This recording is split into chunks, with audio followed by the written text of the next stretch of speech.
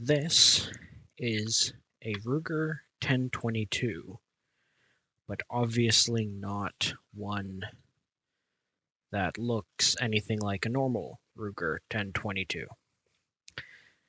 This is a chassis by a company called i3 Armories out of Alberta. There is a lot that needs to be said about that company. They are the person that runs it seems like a decent guy, but he is slow and unreliable. But despite that, this is an excellent chassis.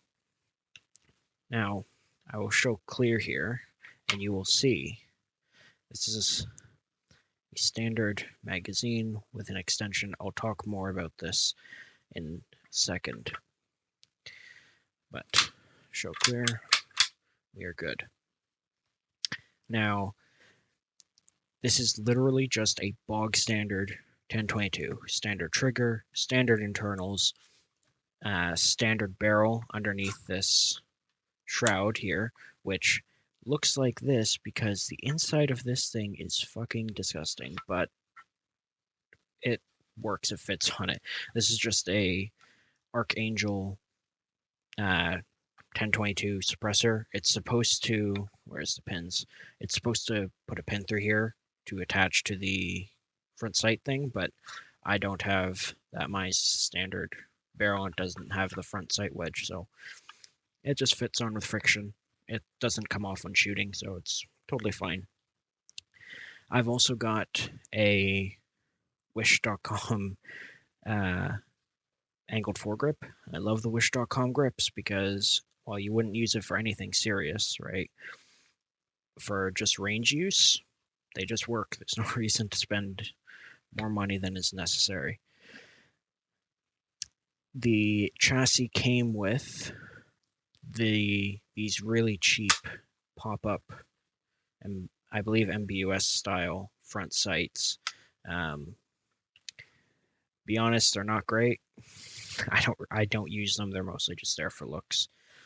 This red dot is a Feyachi V30, I think. I think it's like a 3 MOA or something. It's a decent dot for a 22. It's been perfectly accurate, so if it works, it works. I also have a Magpul MOE stock. I put this on separately because I just love this stock. It came with a standard A2 stock, but I took that off right away. And the pistol grip on this is custom done by him. I believe it's an entirely 3D printed piece that screws in to the bottom of the receiver here, or the chassis, not the receiver. And then he's put this, it's kind of like skateboard texture. It's like a skateboard texture, essentially, that he's put around the 3D printed piece. The tolerance on this is not great, but I've shot over 2,000 rounds through this. This has been totally fine. It's a bit weird, but look, if it works, it works. Now, the magazines, these are entirely plastic. This little base plate.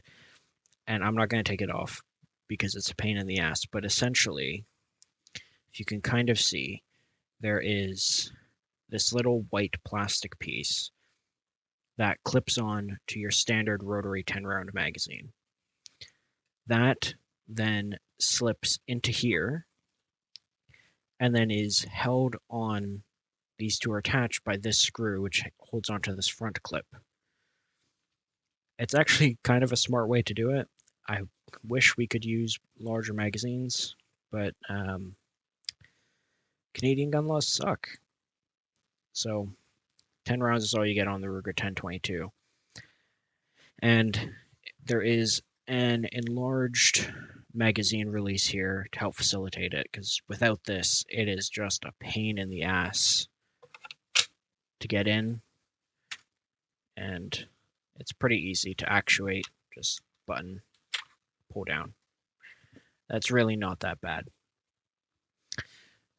Now, why does something like this even need to exist? Well, before, my answer would be it shouldn't. Before 2019, my answer would be, well, it shouldn't.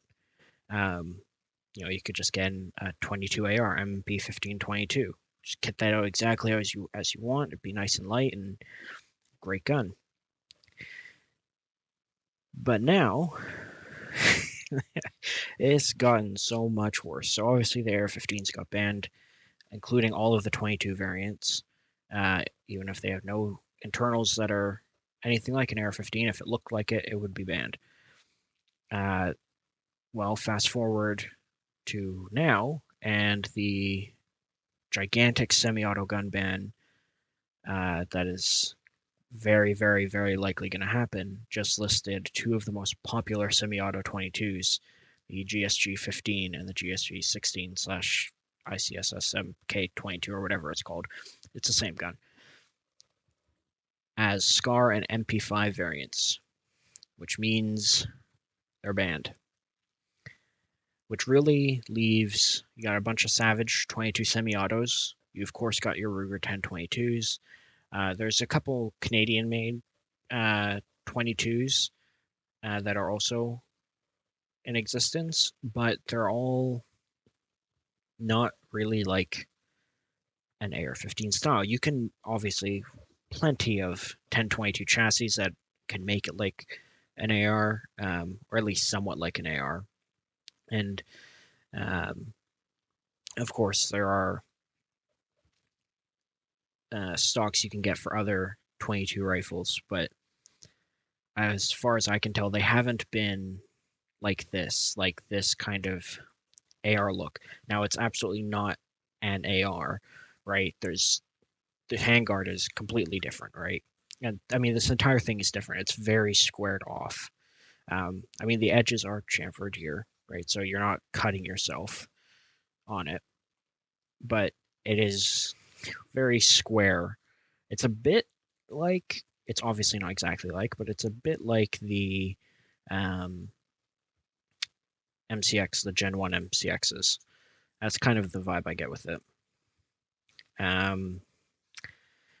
But if you want to get one of these, I would say you need a great deal of patience. The guy out in Alberta, and look, if you are watching this, I can't remember your name, I'm sorry. Guy that makes these, you have a fantastic product. You really, really, really need to either abandon your business and sell the idea or commit to it. So I put my order in January, and I didn't receive this until April. And that was after hundreds of calls, dozens of texts.